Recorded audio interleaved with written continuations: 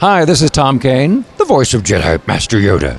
And this is Inside the Force. Listen, you will. Foreseen it I have, yes. It is a period of Star Wars mania, as new movies, comic books, novels, and TV shows populate the system.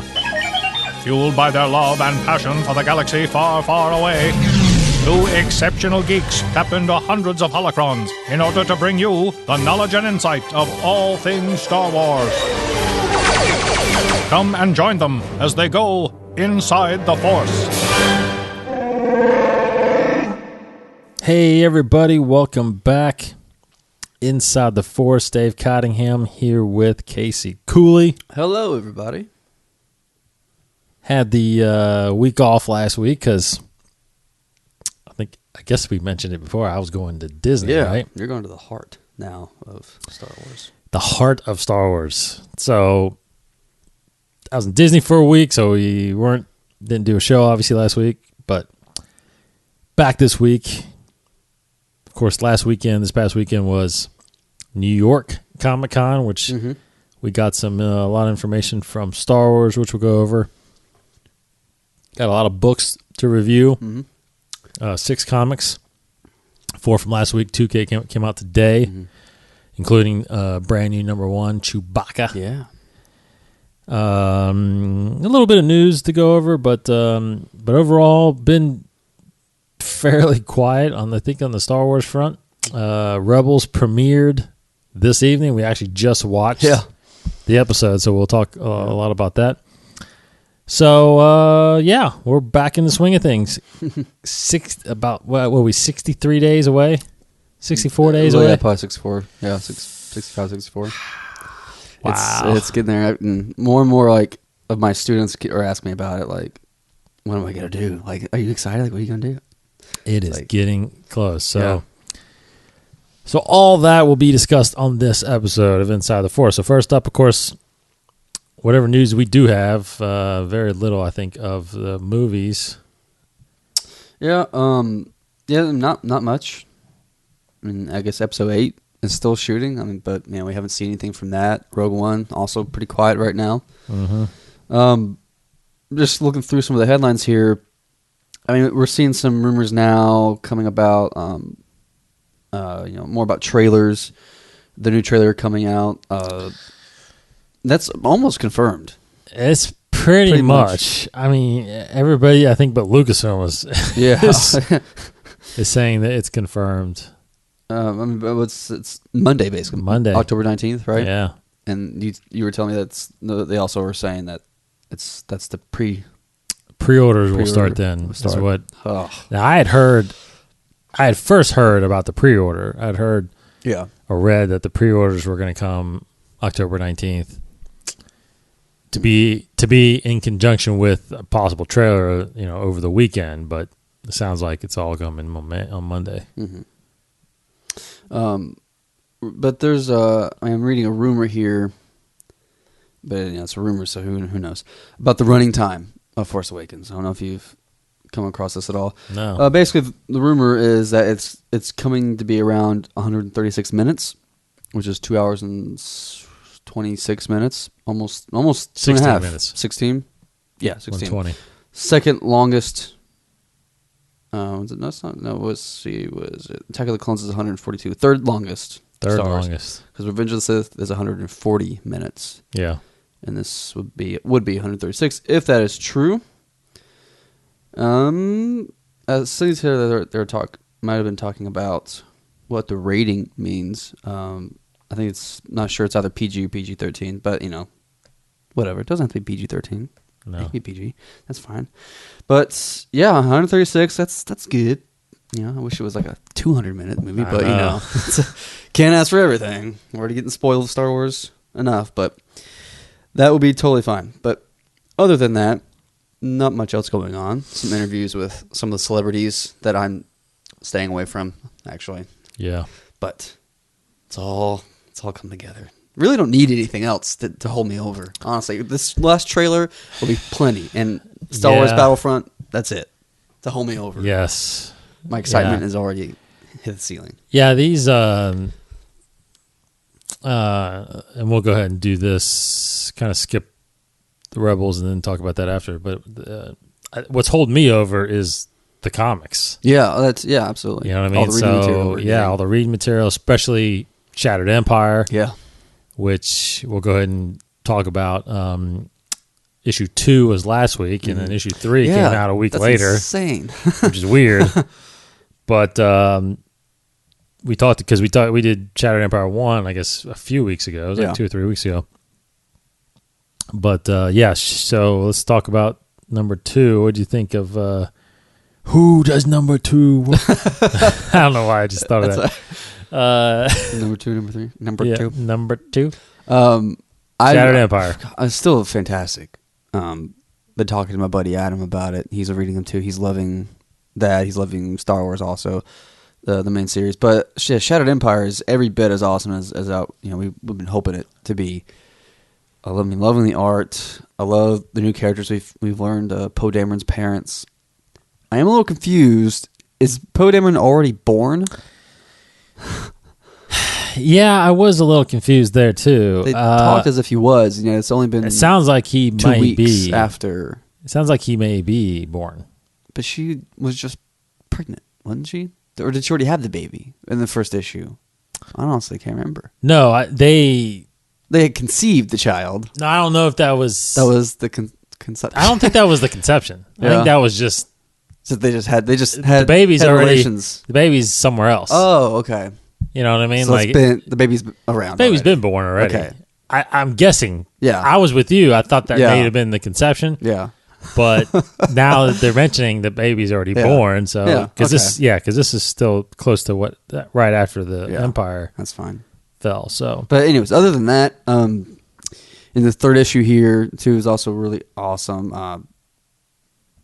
The second one was all honestly, it's starting to run together to me.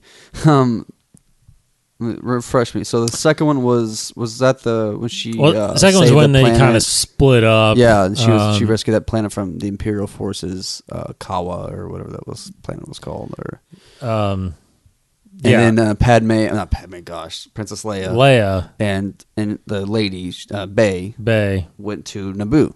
That's right. To recruit them as supporting for the new Republic that they're trying to build.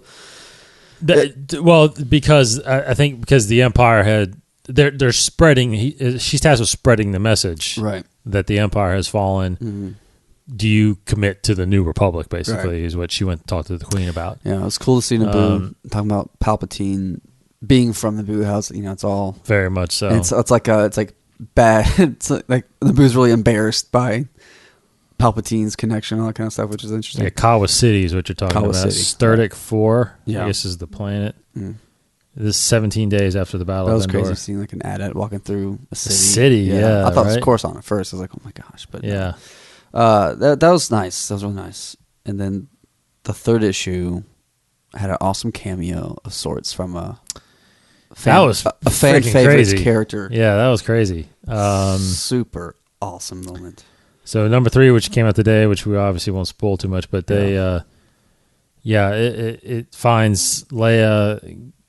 Well, basically Naboo's been targeted by the Empire. Yeah.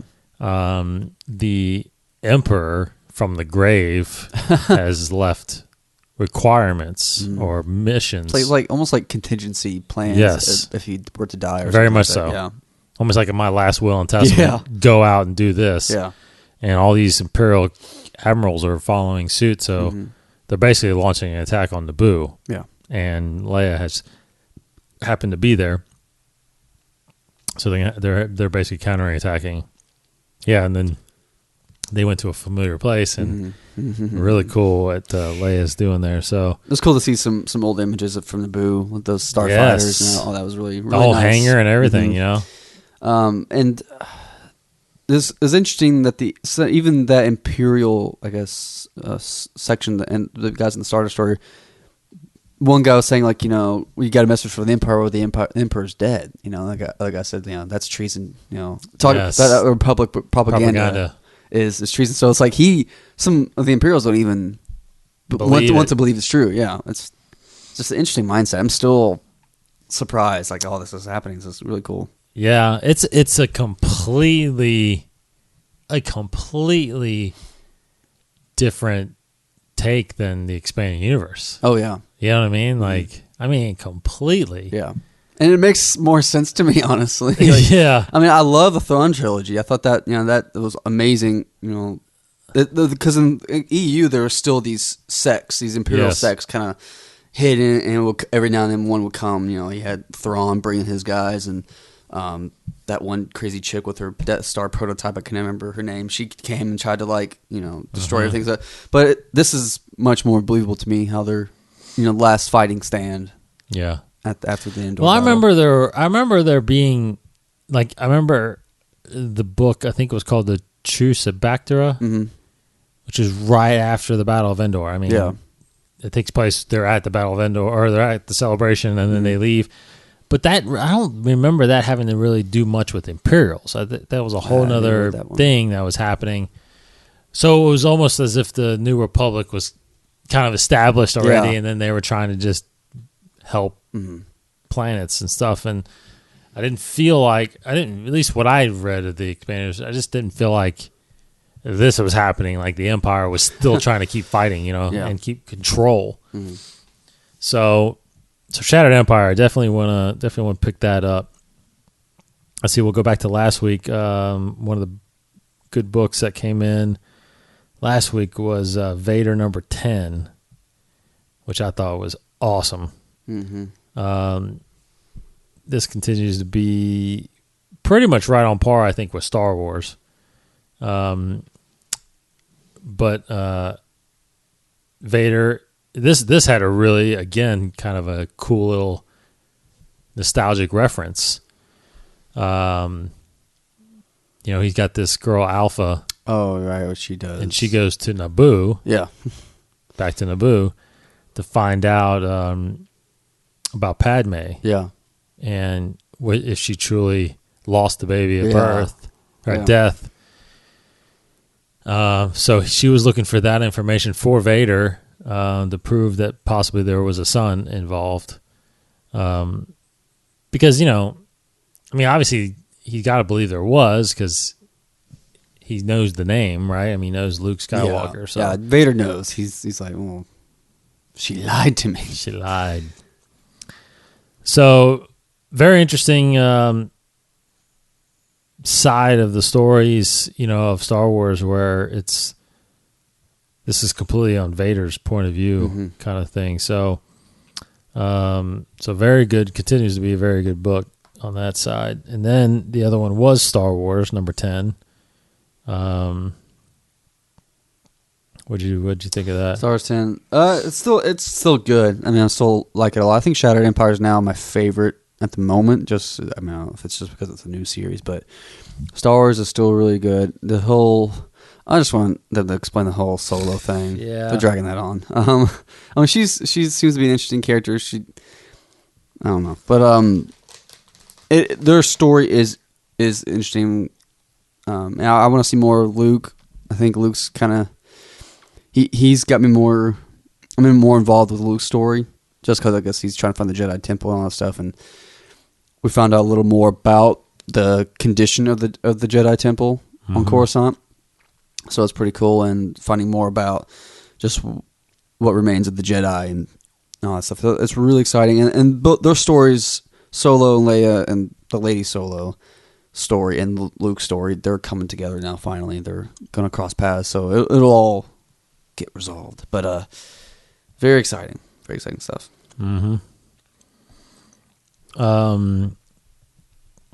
Let's see. Last week was the fourth one that came out was Lando number 5, and I think this wraps up that book series. Yeah, kind of abruptly, but I mean not absolutely abruptly, but I feel like there could have been more story there. But I liked it. It was awesome. Yeah, Lando kind of taking names and kicking butt.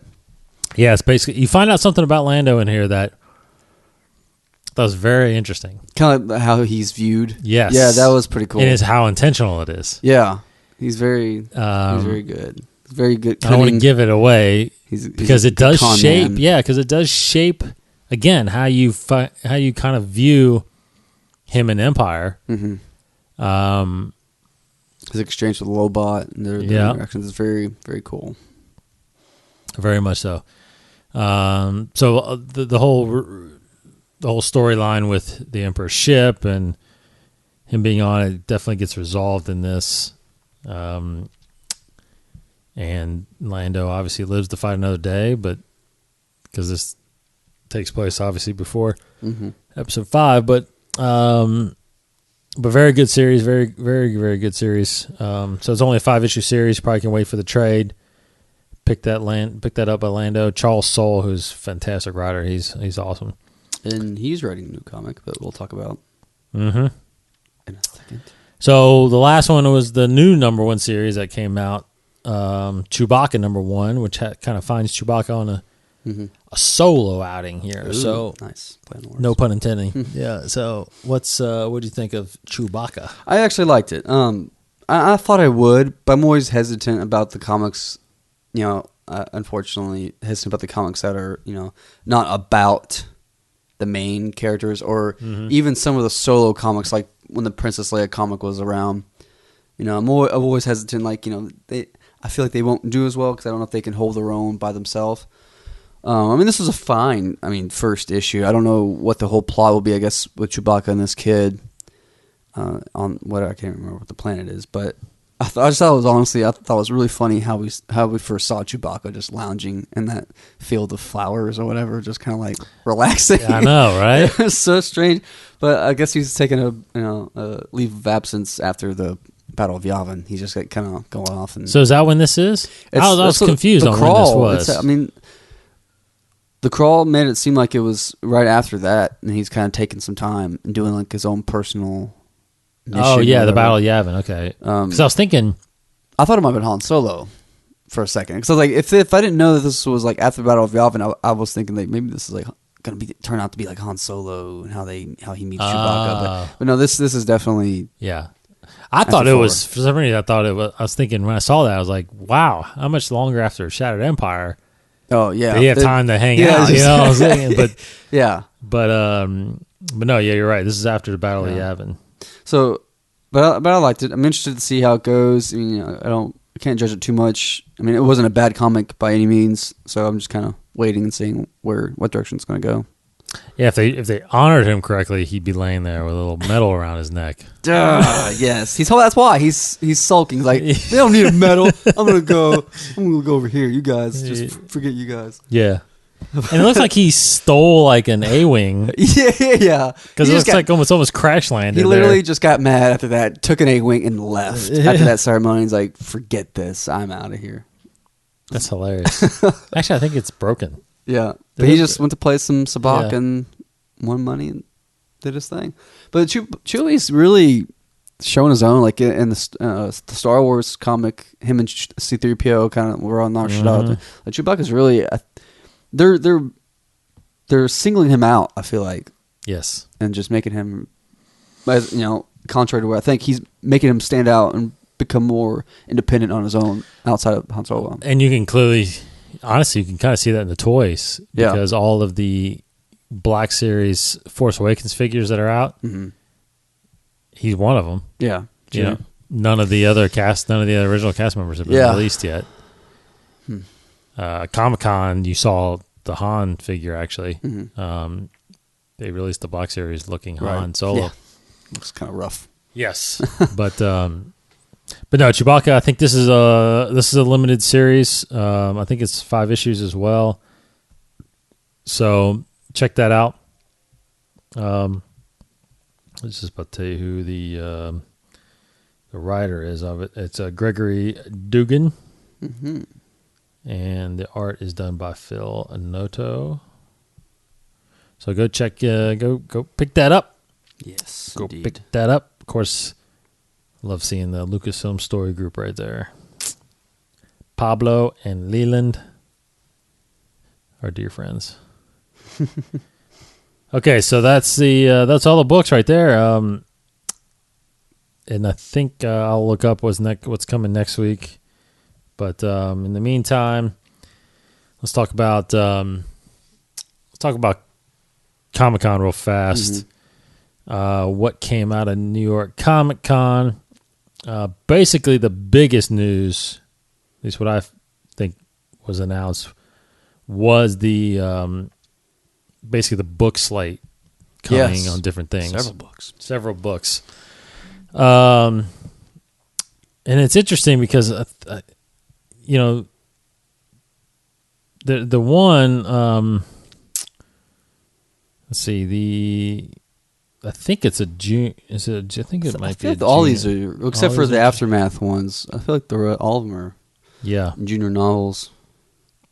So the first one that I see here on the list is called Star Wars: Tales from a Galaxy Far, Far Away. Aliens. Mm-hmm. Now, what this is about, which is going to be coming roughly after the movie comes out, pretty much, it's about some of the aliens in The Force Awakens. So it's short stories on some of those characters, especially that big Vanity Fair spread with all those. I think they're pirates, right? Yeah, I think so. So there's stories around some of those characters. The individual stories are High Noon on Jakku, All Creatures Great and Small, The Face of Evil, and The Crimson Corsair and the Treasure of Count Dooku. Ooh. Weird. Very weird. Yeah. So those are the 4 stories that are going to be wrapped up in this book called, like I said, Tales from the Galaxy Far Away, Aliens. I think this is a normal novel. Is this a normal novel? It is Star Wars: The Perfect Weapon. Veteran Star Wars author Michael Siglain discusses The Perfect Weapon, which focuses on the character from Bazine the character of Bazine from Star Wars: The Force Awakens. So it's another character that's we're probably going to be introduced with. Let me see if I can find it on. If it is and that is actually coming in November, so before the movie comes out. So another short story coming from Michael Siglain is called Star Wars Bait. And this focuses on the character of Gungar from Star Wars: The Force Awakens as well. Mm-hmm.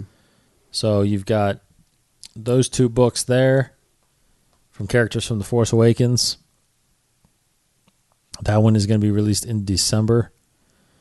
From Claudia Gray, we get Star Wars New Republic Bloodline. Now, this is very interesting to me. So, and the only real description for it is it's set roughly 6 years before the film, before The Force Awakens. So you're talking 24 years after Episode 6. And then that'll be released in spring of 2016. So, be interesting to see what that's about. Looks like they're all short stories. Perfect stories? Weapon, High Noon, Face of Evil, the Count Dooku one. Yeah, all short stories. Okay, but now the main Del Rey, I guess, novels that were announced were, like you just said, the Aftermath sequels. Mm-hmm. Aftermath, Book 2 is Aftermath Life Debt, and Book 3 is Aftermath Empire's End. Which a lot of people were talking and tweeting that you're stealing from the EU because there was an Empire's End book, apparently. Drop this it. is not that.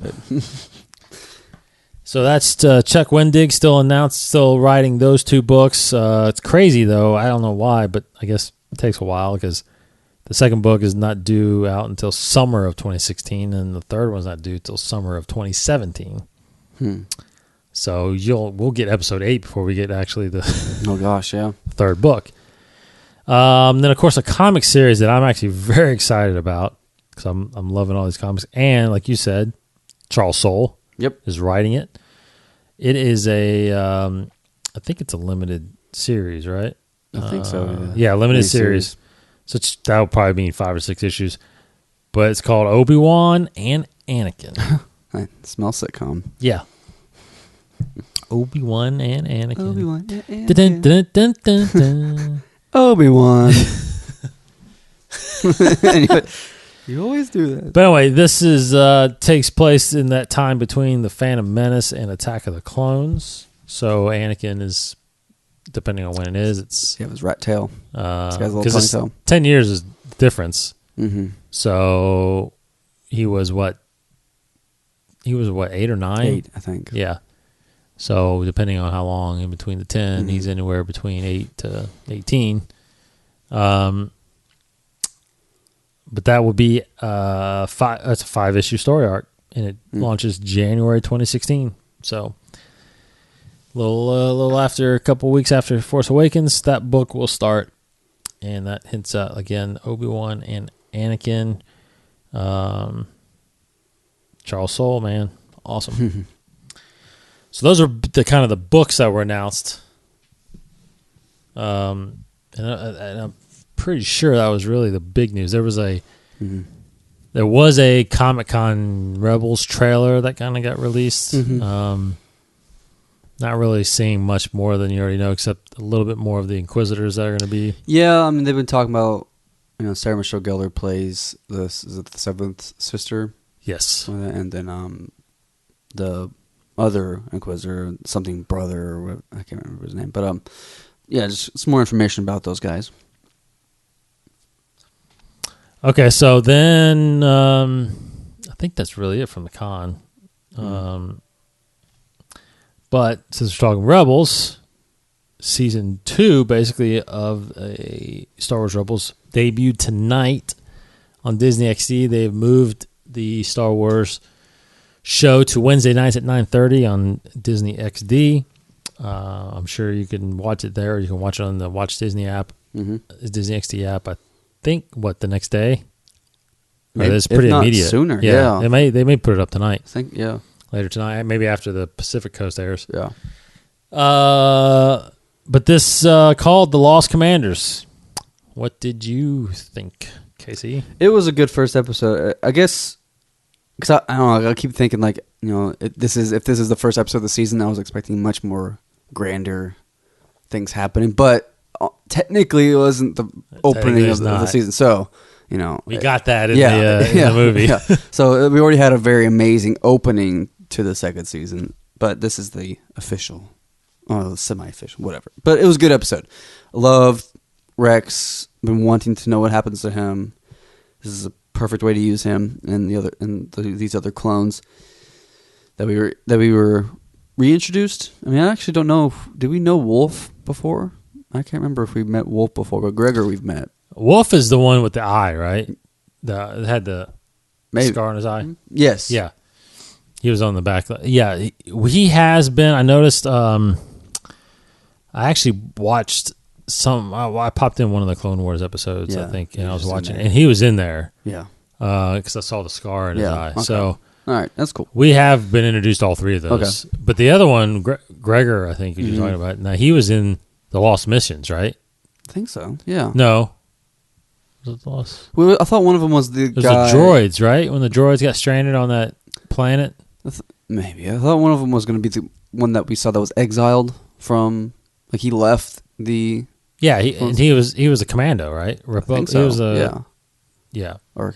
That's him. So, but anyways, good episode. Liked it a lot. It was funny, and I was telling you before, like it had for me at least, it had a very Spielberg feel to it. It's just kind of fun, adventurous, and the music is also felt very John Williams-ish. It had a good feel to it, and I really enjoyed it watching it, and just seeing Kanan, dig up some of those old, and it makes sense. I mean, you should be able to understand kind of how he feels, but it makes even more sense reading the Kanan comic why he feels what he feels. Absolutely. So it's just all tying together, and it's awesome, and I love it.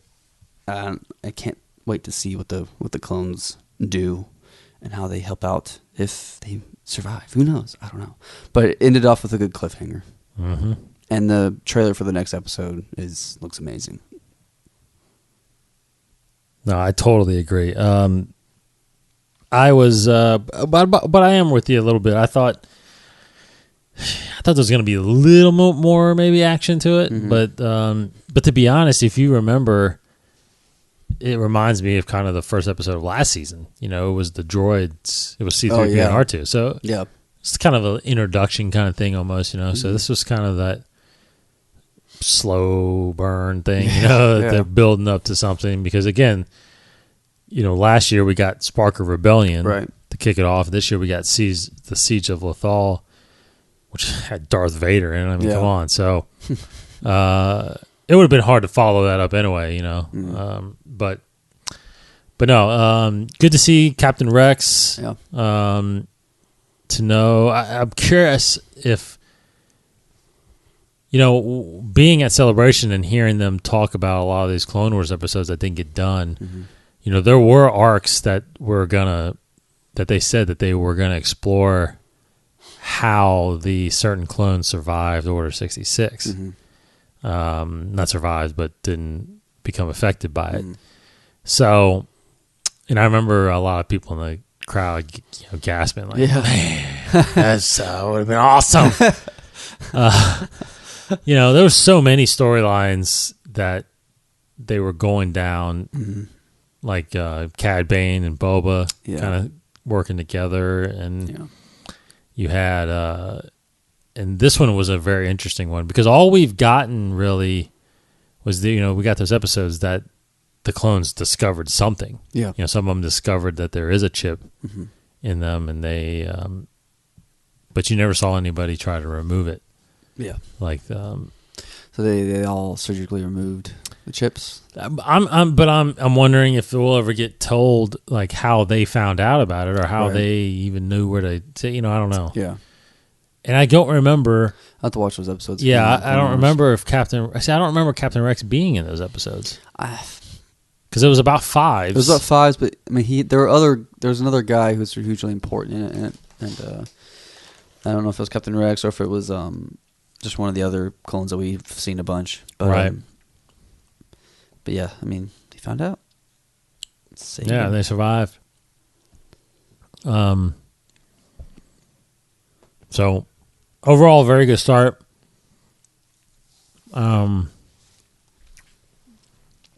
We've talked about. We're not sure how many episodes.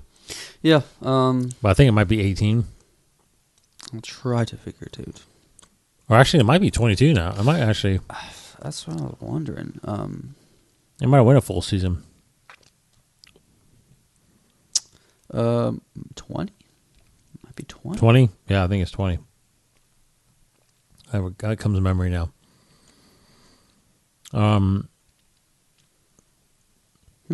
Cool. Yeah, and Clone Wars always had like 22. Well, not always, but around 22. Very awesome. Very, very awesome. Sweet. I'm not sure what else left is there. There's nothing else to talk about. I don't think there's nothing else to talk about.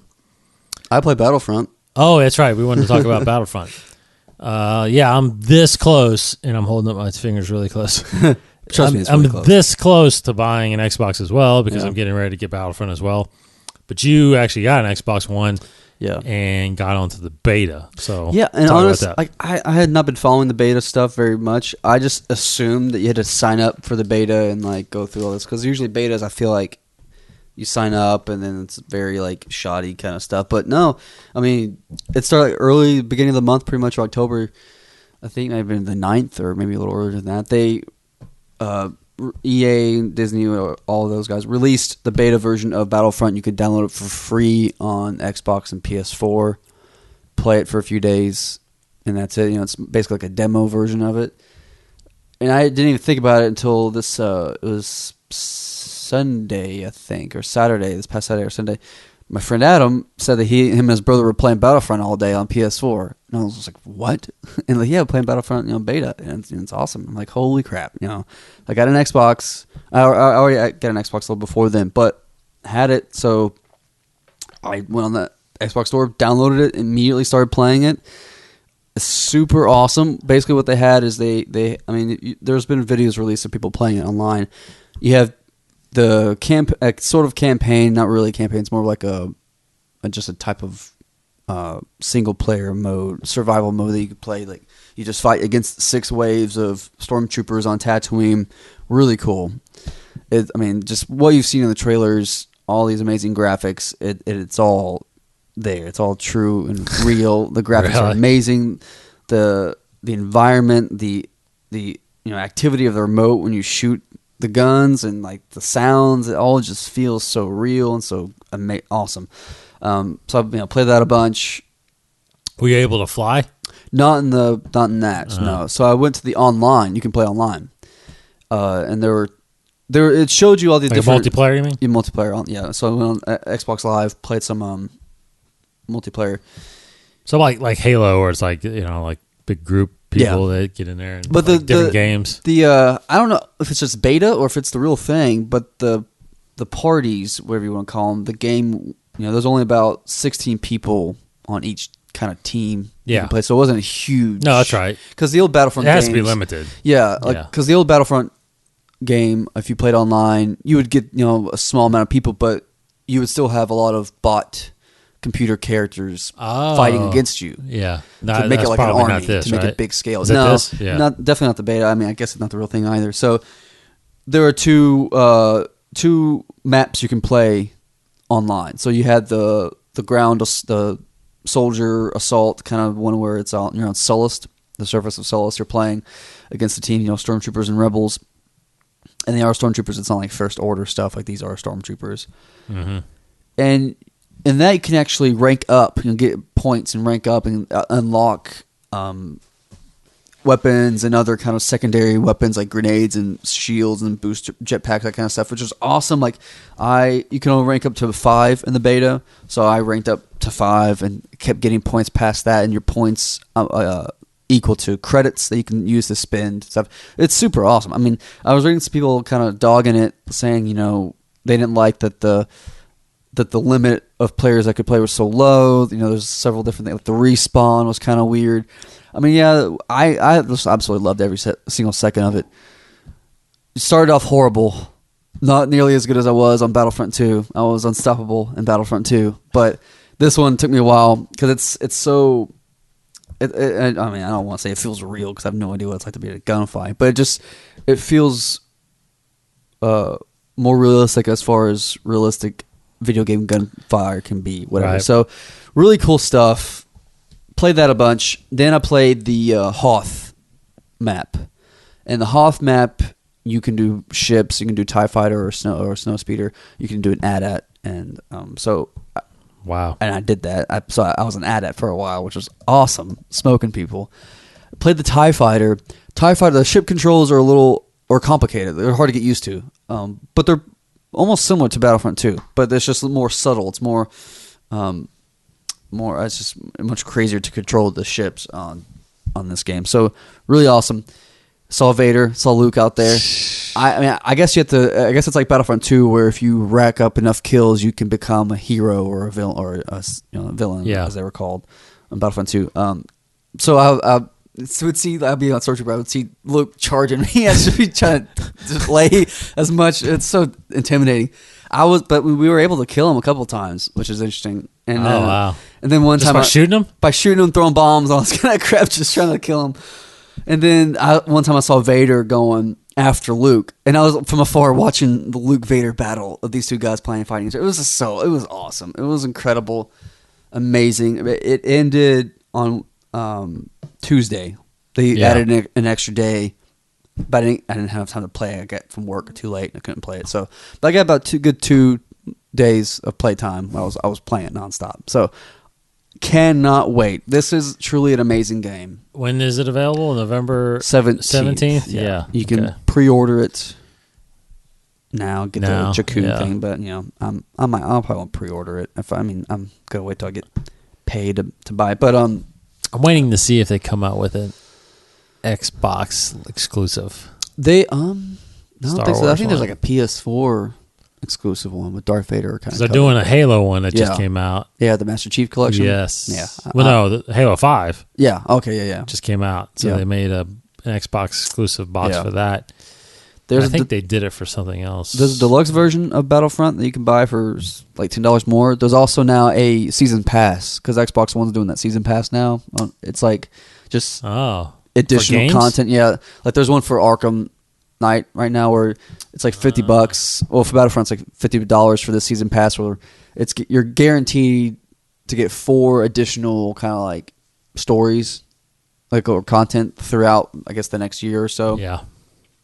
I mean, it's $50 more, so I have no idea if I'm going to do that, but it's still really cool. Very excited. This game is going to be amazing. It is amazing. It's really amazing. Yeah, that and the books will satisfy me for a month. Because that's exactly a month before we go see episode 7. Okay, so next week, books-wise, pretty crazy, but we're getting Darth Vader 11, and looks like we're getting Shattered Empire number 4 next week. So that's becoming a weekly series, it looks like. So look for that. We're going to be reviewing that on the show next week, as well as obviously reporting any news that we find out. Before we go, though, a little canon tidbits. Yep, Got. It really is a tidbit. This is the E5 Droid Blaster. Basically the standard rifle that the Super Battle Droids, just the Battle Droids use in the prequels. Its manufacturer is Bactoid Armor Workshop. The model's E5, as if there are other models, which I guess there are. I mean, this is really actually a small blurb in the book. It talks about the grip, how there's a continuous fire trigger. It's a standard issue for the B1 battle droids and the BX series droid commandos. It has a gas chamber that allows for powerful blasts, based on a Blast Tech design, which is, I've heard of that before. Blast Tech, Han Solo's gun is a Blast Tech brand weapon. This is like Blast Tech Deal 4.4 or whatever. The rifle has been reverse engineered by Bactoid Armor for use by robotic soldiers, which will not feel the excessive heat it produces when it is repeatedly fired. So I guess this gun gets pretty hot when you fire it. Yeah, I actually have a toy of this gun. It's really nice. Really, really nice. That is the E5 Droid Blaster. Small little tidbit for you guys. Nice. Yep. All right. So I had to finish. Yeah, you got to finish your Sweet tart. Sweet tart there. Yeah. It's a little Anyway. sweet tart. Little sweet tart snack. All right, so we will sign off on that note. It is, again, 64 days till episode 7. Look for, hopefully, on Monday, a brand new trailer, as well as the ability to then pre-order tickets for The Force Awakens. I think it was mentioned at Comic-Con also that December 14th is the actual world premiere of Episode 7, Los Angeles. So if you're in the Los Angeles area, you might be able to go see it. But for the rest of us, it's probably the evening of the 17th, which is when I know I'll be watching. Yes. You're going to go too, aren't you? Oh, so yeah, absolutely. Huh? On the evening? Thursday evening? Oh, yeah. Yeah. Heck yeah. Shoot. I don't know if you got school in the morning. Yeah, work. I'm going to be out late watching Star Wars, don't worry. Yeah. I may do 2 showings that night. I'm definitely going to try to do 2 showings. Yeah, I'm going to have to do 2 showings. That's actually true, yeah. I might walk out of the theater and go right back in. Go pee, get some refreshments, and go right back in. Yep. All right, so obviously, if that happens, we will check. We will talk a lot about that next week. Of course, be on the lookout. Hopefully, this weekend, I'm going to put out an interview with a very special guest that that I'm going to be able to hopefully talk to tomorrow. More about that when we're done. And I get that. I don't want to jinx myself. Yeah. Because we've been trying to line this up for a while now. So hopefully I'll be able to put that interview out there for you guys as a kind of a special edition episode, really. Aside from our normal weekly episodes. So, all right. So, of course, we're at Inside the Force on Twitter and Facebook, and InsideTheForce.com. You could be able to listen to all the past episodes, as well as subscribe to us on iTunes, Stitcher Radio, or TuneIn Radio. Again, you can listen to all the episodes right there. No need to subscribe. You don't have to, but just go to the website. Yep. There it is. Casey over there is Kryptonian1138 on Twitter. I am D Cottingham21. And before we sign off, he's Casey Cooley. It's not my fault. I don't know. I like that quote. It's a small one from from Han and Lando. Oh, right, yeah. I've been thinking of Lando lately just because of all this stuff. So I just like I always thought that was a funny thing, recurring thing that they both were like saying, but it's not my fault. It's never our fault. Yeah, but like, so make an excuse about the Falcon. And I think the Falcon always gets a bad rap. I saw that in the Star Wars comic today. Like, they're still talking about how crappy the Falcon is when it always saves the day.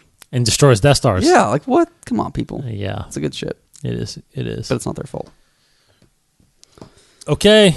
You got anything else? No, I got nothing. I got nothing, too. That'll do it for us on Inside the Force. Thanks so much for checking us out. Again, Star Wars Rebels is back on Disney XD. Wednesdays at 9:30. Check that out, and then come listen to us the next day on the podcast where we review it. Again, books coming out next week: Vader number 11 and Journey of the Force Awakens Shattered Empire number 4 will be out next week. So we've got a lot to talk about next week after we watch the second episode of Rebels. So that'll do it for us. Thanks for hanging with us. He's Casey. Goodbye, everybody. Goodbye, everybody. Remember, only 64. Have a good one, and may the Force be with you. This has been a production of the 21 Network. For more great podcasts, visit 21network.com. To view additional content, subscribe to our YouTube channel at youtube.com/21network. Follow us on Twitter at 21network for the latest news and updates. The 21 Network, for the fan and all of us.